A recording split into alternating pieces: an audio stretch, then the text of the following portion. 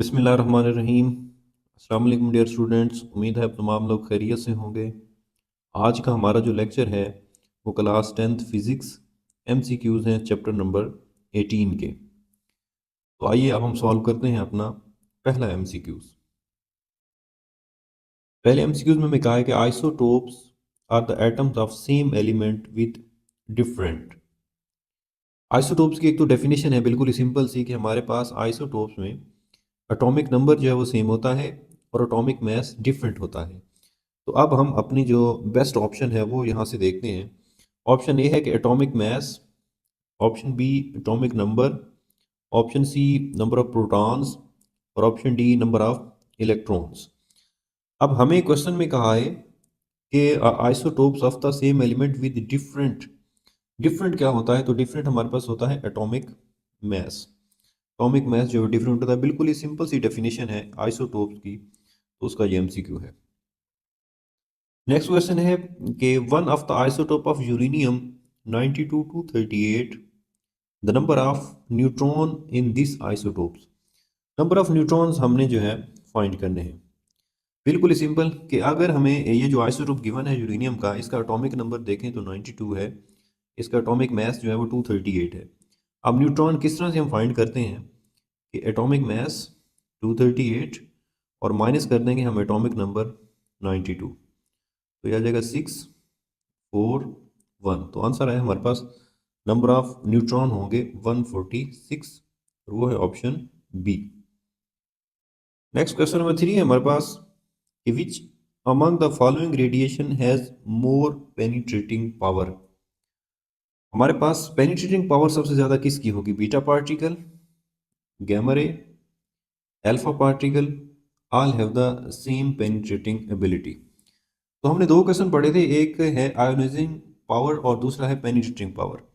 तो ionizing effect जो है वो अल्फा पार्टिकल का सबसे ज़्यादा होता है ड्यू टू हैवी चार्ज और लार्ज मैस। तो अल्फा पार्टिकल की जो पेनिट्रेटिंग है वो सबसे कम होती है। और इसी तरह से जो गैमा रे हैं उनकी पेनिट्रेटिंग सबसे ज़्यादा होती है और आयोनाइजेशन सबसे कम होती है। तो हमें यहाँ से पेनिट्रेटिंग का पूछा गया है, तो पेनिट्रेटिंग सबसे ज़्यादा किन की होगी? Gamma raise.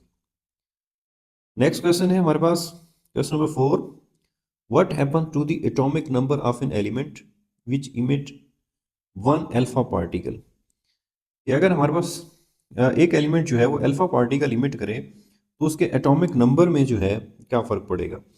क्योंकि जब भी कोई एलिमेंट जो है अल्फा पार्टिकल इमिट करता है तो उसका एटॉमिक नंबर 2 डिक्रीज हो जाता है। ऐसा क्यों? क्योंकि अल्फा पार्टिकल हमारे पास होते हैं He2 4। तो इसीलिए जब अल्फा पार्टिकल इमिट होगा तो एटॉमिक नंबर 2 डिक्रीज हो जाएगा। तो अब हम अपने ऑप्शन जो है वो देखते हैं कि इंक्रीज बाई 1 ये नहीं हो सकता, स्टे द सेम ये भी नहीं हो सकता, डिक्रीज बाई 2 या डिक्रीज बाई 1। तो हमारे पास अल्फा पार्टिकल इमिट करने के बाद जो एटॉमिक नंबर है वो 2 डिक्रीज हो जाता है। ये हमने अल्फा डीके के अंदर पढ़ा था, अल्फा डीके में ये क्वेश्चन मौजूद है। उसके बाद क्वेश्चन नंबर 5 है हमारे पास, the half life of a certain isotope is 1 day. एक आइसोटोप है उसकी हाफ लाइफ 1 डे है। What is the quantity of the isotope after 2 days. 2 दिन गुजरने के बाद उसकी क्वांटिटी कितनी रह जाएगी?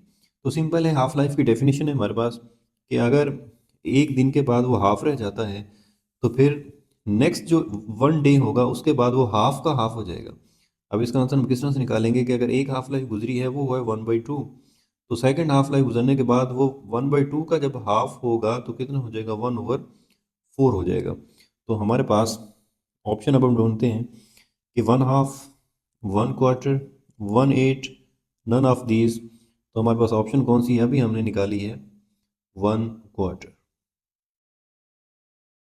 नेक्स्ट है हमारे पास question number 6, given uranium 92 protons eject a beta particle, how many proton will be in the remaining nucleus।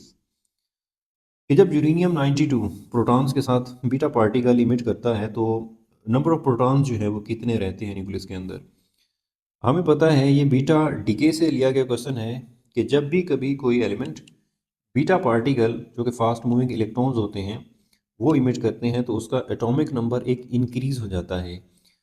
It's mean कि अगर हमारे पास उसके 92 प्रोटॉन्स हैं तो एटॉमिक नंबर के एक इंक्रीज होने से कितने हो जाएंगे, 93 प्रोटॉन्स हो जाएंगे। तो हमारे पास ऑप्शन कौन सी है इस क्वेश्चन में, ऑप्शन डी है। क्वेश्चन नंबर 6 पढ़ते हैं हम कि release of energy by the sun is due to nuclear fusion. के अंदर हमने एक पढ़ा था कि जो सूरज के ऊपर जो रिएक्शंस होते हैं वो न्यूक्लियर फ्यूजन रिएक्शन होते हैं, जिसके रिजल्ट्स में एनर्जी वहाँ से रिलीज होती है। तो हमारे पास न्यूक्लियर फिशन है, न्यूक्लियर फ्यूजन है, बर्निंग ऑफ गैसेस है, केमिकल रिएक्शन है। तो हमारी ऑप्शन यहाँ पे क्या होगी, nuclear fusion reaction. Next question है हमारे पास question number 8, when a heavy nucleus split into two lighter nuclei the process would. जब एक हैवी न्यूक्लियाई दो स्मॉलर न्यूक्लियाई में टूटता है तो फिर ऑप्शन पढ़ते हैं हम, release nuclear energy, absorb nuclear energy, release chemical energy, absorb chemical energy. तो बिल्कुल ही सिंपल सी बात है कि न्यूक्लियर रिएक्शन जब होगा तो न्यूक्लियर एनर्जी जो है वो रिलीज होगी। नेक्स्ट क्वेश्चन है हमारे पास, the reason carbon dating work is that. Option A, plants and animal are such strong emitters of carbon 14. After a plant or animal die, it stop taking a fresh carbon 14. There is so much non-radioactive carbon dioxide in air. When plants or animal die, they absorb fresh carbon 14. तो ये carbon dating से लिया गया question है। बिल्कुल ही simple सा है कि जब हमारे पास जो प्लांट्स हैं वो अगर डेड होते हैं तो वो कार्बन 14 की जो फ्रेश अमाउंट है वो नहीं ले रहे होते। तो हमारे पास ऑप्शन बी बनती है कि आफ्टर अ प्लांट और animal dies it stop taking in fresh carbon 14। Fresh carbon 14 जो है लेना वो तर्क कर देते हैं। तो ये थे एमसीक्यूज। उम्मीद है आपको ये सारे क्लियर हो चुके होंगे। अगले लेक्चर तक के लिए अपना बहुत सारा ख्याल रखिएगा। अल्लाह हाफिज़।